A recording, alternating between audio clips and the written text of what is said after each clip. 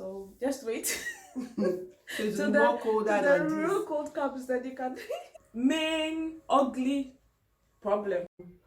Then it's like all the roads, everything just gets blocked. Hello everyone, welcome back to my channel, or welcome to my channel if you are new here. I am a PhD student in Sweden and I make videos about lifestyle and studies in Sweden. And today we are going to share with you some very important information you should know as a student, as a new student, and as a new comer in Sweden. And I have a friend here who just arrived, a new student. I think you are just 1 week. One week, yeah. And she's also going to share with you her experience so far. So we're going to get right into it. Can you introduce yourself?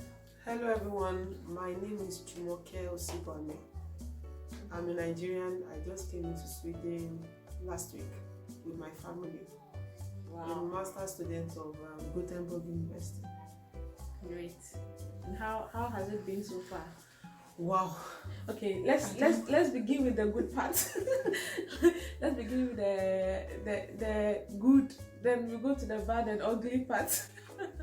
What was your first experience when you got to Sweden for the first time? When I arrived, I was so excited. I was happy that I am in a new place, a new world. Then the first thing I observed was the weather at the airport. The weather was something else. I was like, it was cold. I was like, so it's a bit sunny and a bit cold. I was like, what kind of weather is it? So I had to wait for the person that will come pick me up at the airport. So we waited for a very long time and we were very cold. I was like, so is this how this place is? Is this how we are going to be coping and everything? So that was all. It's not cold yet. What you're experiencing now, it's not cold yet. It's just we are moving from summer to the fall now. So just wait. So more colder than the this. real cold comes that you can you can actually get the feel. But if you come here for the first time from Africa, even this weather will be cold. And what is strange is that when the sun is shining on you, you feel warm. But as soon as you get a shade, then you quickly transform and then it's so cold. And also you can't really predict the weather. You might say, the sun is shining, I don't need a jacket, I can just take a stroll. My dear, you always go with your jacket. It will change. It will change. You can't predict. It can change any minute. That is just it. Okay, but right now we are also going into the bad part. And we heard about the environment. I like the environment. I must say, I love the environment. I love the people. Though when I was in Africa, they used to say they are not that nice or something, but at least with the few experiences I've had with them, they are nice people. Nice. You talk to them, they will answer you. Maybe most of the time when I'm lost in town, because you people will still have the same experience. Maybe I boarded the wrong bus to another place, so I'll need to ask for help, and they've been nice, helpful. Yeah. I like the environment. I like their food. Though I've not really eaten Swedish food. Yes, but at least the few ones I've tasted, I think I like it. Yes. And what about the shops? He decided to be part of the video, so we're going to do it with him. He's going to be smiling. Okay, have you been to the shops lately, and what were you able to find what you're looking for? Or it's so difficult to get food to eat? It's very easy. There are shops. It's a one-stop shop. You can get all the things you want. I've been to the Willys supermarket. The things are nice. Then I've been to Coop. Hey, you know what? Already. I've been to Coop too. You get a lot of things. Everything you need is there. Everything you need. And the African shops too, though I've not been there, but anything, if you want to start eating, continue eating your African food, you get everything there. Your bread, your palm oil, your beans, your pepper, garri, everything is there. Though I've not been there, but Yeah, but you trust me. Yes, everything is there. Yeah. Okay, then we will go to the main ugly problem in Sweden. The problem of accommodation. The problem of accommodation.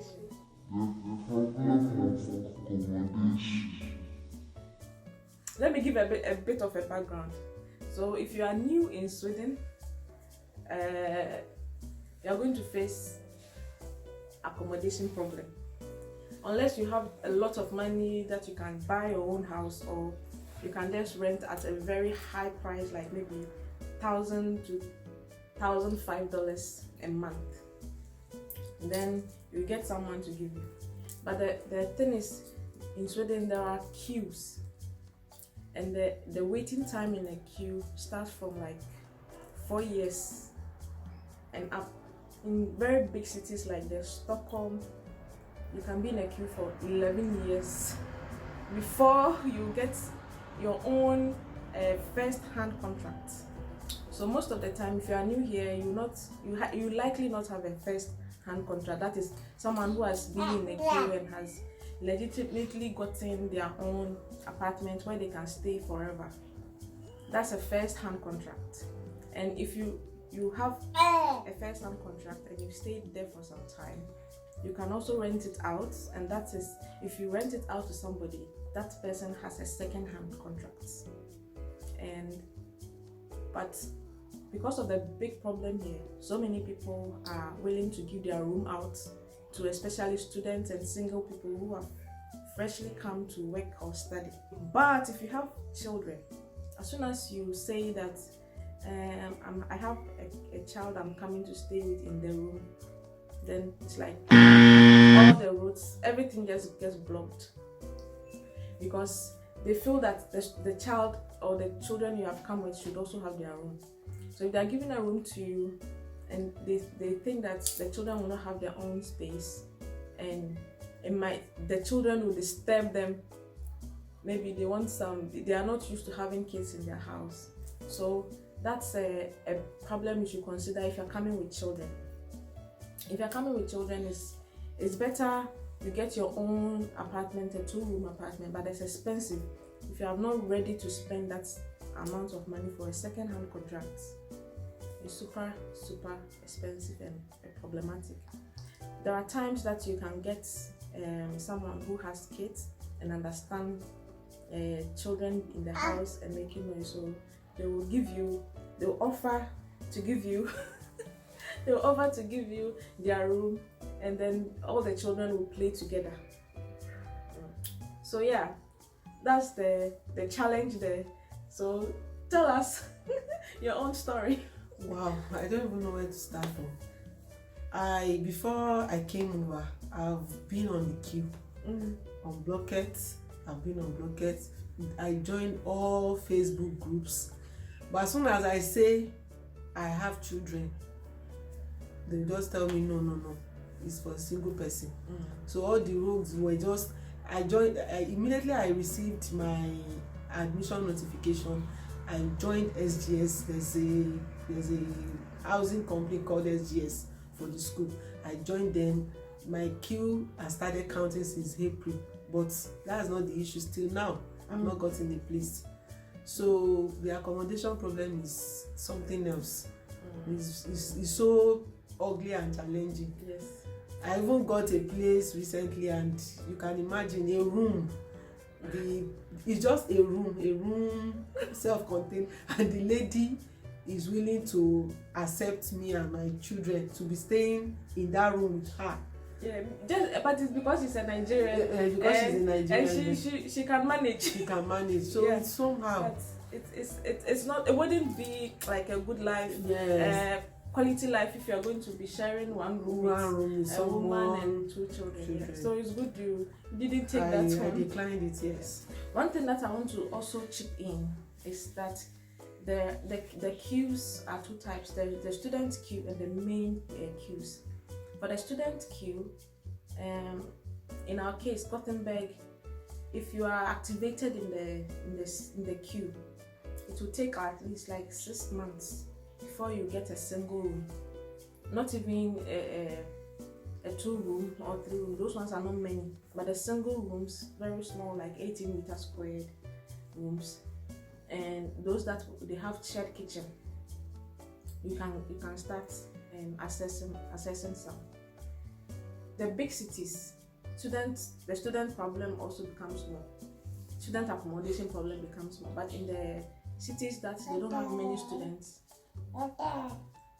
getting an accommodation there is much easier as a student, as a single student. Yes. And when you're a student and then you have a child, then the problem becomes more. Everyone will say no, we don't want you to, you cannot stay with you, and so on. Secondly, there are main queues that you should join in the main cities, all the big cities that you never know where you end up, so you have to join the queue now. There are many Swedes, even Swedes, those who are citizens of the country, they had to move to another city and they had to go and join a queue. They don't give any, there's no partiality. If you join the queue and it's your turn, they will give you the apartment. Whether you are a citizen or not, if you're not in the queue and you're now joining, you'll be at the back and you have to get a second-hand contract. So when you come, just join all the big queues, and sometimes you have to pay something every year. And another bad part is they also require you to have personal ID. Most of them require you to have personal ID before you can register. So bear that in mind. And there are scammers. There are scammers who will promise you that they have an apartment, so you should pay a deposit and come and look. Don't pay any deposit to anyone until you have a contract and you are going to see the apartment. There are people who are feeding on your desperation, and then they'll say, oh, as soon as you pay, we'll reserve the house for you. Before you come to Sweden to be there. They are lying. Don't buy that. So that's what we want to share with you. So prepare yourself and prepare also financially when you are coming to rent an apartment here. Yeah? You can't really say you have a particular budget. You might say 3,000 crores, it's a lie.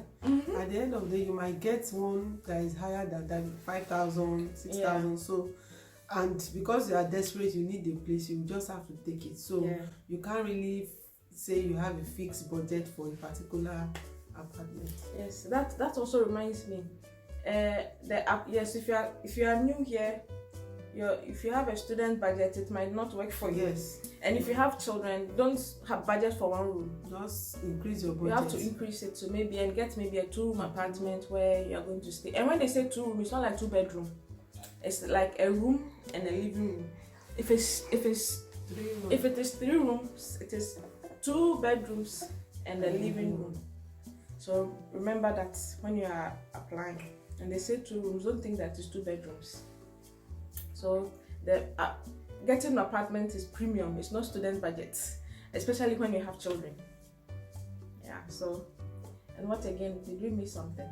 If you have any more questions, if you feel that we missed something, leave us a comment, like, share, subscribe, and anyone who is coming to Sweden, let them know this video. If you don't share it to them, you have not been fair, you have not been nice to them. Yeah. So that's why we wanted to just stop by quickly and tell you about it. So, goodbye. Hey, Dua.